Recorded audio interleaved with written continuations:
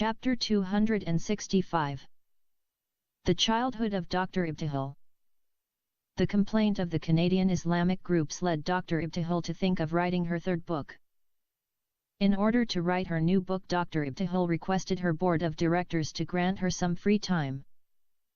The board of directors accepted her request and granted her indefinite holidays until she completes her new manuscript. Dr. Kamal was requested by Dr. IBTIHAL to fill her place in Toronto and leave the work in Montreal to be handled by one of his assistants. Dr. Kamal gladly accepted the request of his senior leader and returned to Toronto. During his stay in Toronto, Dr. Kamal asked Dr. IBTIHAL to give him the honor of writing her biography. Dr. IBTIHAL found her longed-for dream of being close to her lover being fulfilled by Dr. Kamal's request. She enjoyed her time by sitting face to face with him and spending hours together. For many days, Dr. IBTIHAL sat in front of her first biographer and narrated to him her tragic life in details while she was in Sudan and other parts of the world.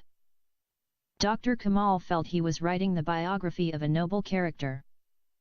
He felt he was writing a story rather than a biography. He preferred to call it Biography of the Princess IBTIHAL. Of all the biographies that were written about the noble character of Dr. IBTIHAL and the great contributions she gave to the world, Dr. Kamal's biography surpassed all. In his biography, he went back to her childhood and revealed some information that could not be found in any other narrations. Dr. Kamal made Dr. IBTIHAL herself to tell her story. Later on, people mistook his biography for hers. Unfortunately, this biography did not survive except in the quotations of the early biographers. Dr. IBTIHAL began narrating her life storying by saying, "My father was 25 years old and my mother 40 when they got married." Many reasons were told by our grandparents and other relatives to explain such an unusual union in a society where the man prefers to marry a girl many years younger to him. Some said it was because my mother was from a wealthy family and my father was struggling to meet his daily needs. Others rejected this explanation and said it had something to do with love. I have no clue why my father agreed to marry a woman 15 years older than him. She had already married 2 men before him, and had 3 daughters from them. I was the only child resulting from that 10-year marriage. When my mother died, my father married 2 women. One was a widow and the other was 1 year younger than me. Alia was 6 years old when she was married to my father. However, her family refused to send her to our house until she became 9. Her mother was not happy when her father forced her to come and live in our house. She wanted her daughter to grow into a woman before she would go to her husband's house. Alia became a friend and sister to me. I was 10 and she was 9 when we met each other. At that age, I did not know what the husband and his wife do except live together in the same bedroom. Alia used to hate my father and many times she told me, "Your father is not a good man." She tried to explain to me what my father did to her at night but I did not understand her. I remembered she used to trouble my father and beg him to allow her to come and sleep near me. When I reached the age of puberty I began to understand why Alia used to hate my father. I could not comprehend the fact that my father could force an underage girl to sleep with him before she was physically and mentally ready for sexual intercourse. Even so, my unwavering love for my father blinded my eyes those days and made me ignore such an important question. Alia used to complain always from blood issue in her privates. I could not understand her problem at that time either.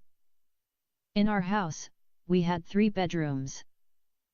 My father's second wife occupied one, Alia another, and the third was for me. The problem began when my father married a 3rd woman.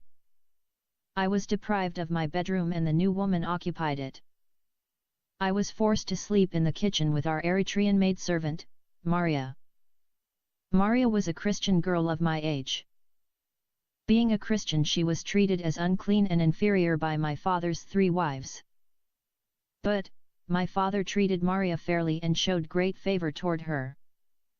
Nevertheless, a disaster occurred one day when the new wife of my father claimed to have seen my father having sex with our maidservant, Maria, in the kitchen. I was at school when this problem happened. The third wife beat Maria and kicked her out of our house.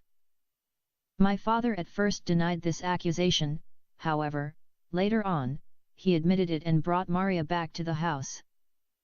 My father said that Islam permitted him to sleep with his maidservant because she was like a slave to him. He quoted the example of the Prophet Muhammad and his maidservant, Maria the Coptic Christian. When my father convinced his other wives, Maria became his sex slave and our kitchen was converted into a fourth bedroom. I was forced to sleep every day in a different room with the wives of my father. None of the wives of my father gave birth to a child except his maidservant Maria and my mother. Alia said to my father that the child of Maria did not resemble him. A rumor spread that the Eritrean boy who brought her to work in our house impregnated her. My father investigated the rumor and it turned out that the boy was not physically fit to have sex with women. Sadly, the newborn baby boy did not survive more than a few days. My father did not get a child again. When I was small, my father brought a boy from the south of Sudan. The boy was 10 years older than me. My father converted him from Christianity to Islam. His name was Peter, but my father changed it to Zaidan. Zaidan became a brother to me and a son to my father. My father treated him as his son and gave him our family name.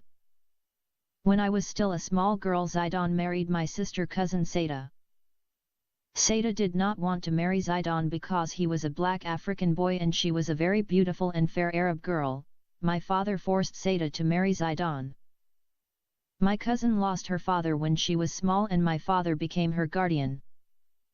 For some selfish reasons, Zaidan was forced by my father to divorce his wife Saida and my daddy took her as a wife. I was at the university when this marriage took place.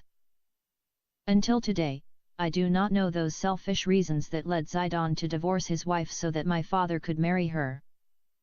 Yet, another woman that my father brought to the house was a captive Sudanese girl from the Dinka tribe by the name of Sophia. Sophia's story was very sad. One day a fight between our people and the Dinka tribe broke out in my town. That fight turned into a war between the Muslim Arabs and the Christian Africans of my native place. My father was the leader of the Muslim Arabs. Many Christians were killed in that battle and their houses were burned to ashes. Sophia's husband, father, brother, and other relatives were among the dead on that fateful day. The Muslim Arabs defeated the African Christians. My father ordered his men to kill every male Christian that fell in their captivity. Around 900 surrendered men were slaughtered in cold blood. Then, the women were distributed among the Arabs. Sophia was the wife of the chief of the defeated Africans. Her father too was a leader. My father took her to himself as a slave girl. Sophia told me that my father forced her to sleep with him on the same night he slaughtered her husband, father, and brother. He did not give her time to overcome her sorrow and agony.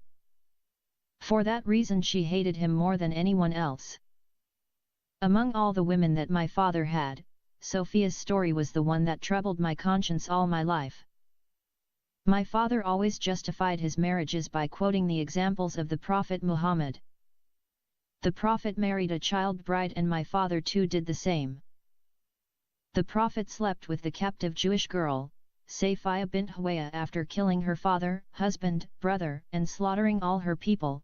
My father imitated him in that too, and so on and so on.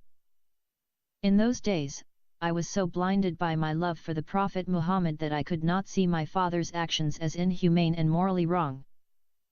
All Muslims have this problem that the Prophet Muhammad for them was beyond criticism and whatever he did he justified by a revelation from heaven.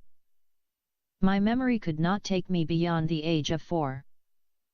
At that age, a midwife subjected me to the most brutal operation I ever experienced in my life.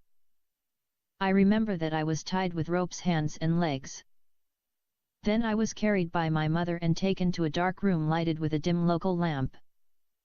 There was a woman who I knew as a midwife whose duty was to help women deliver their babies. I did not know what they were going to do to me except that I thought they wanted to squeeze a baby out of my stomach. But, when my mother removed the ropes for my legs and forced me to lie on my back, I began to scream. My fear was intensified when I saw the midwife holding a kitchen knife in her hand. My mother closed my mouth to stop me from screaming.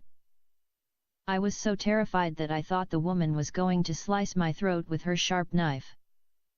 There were 2 other female neighbors. Each one of them held one leg of mine and spread it as far as she could. I could not scream because my mother was putting her 2 hands on my mouth. Then, I felt the hands of the midwife begin to fondle my privates. I felt first she used wet cloth to clean me.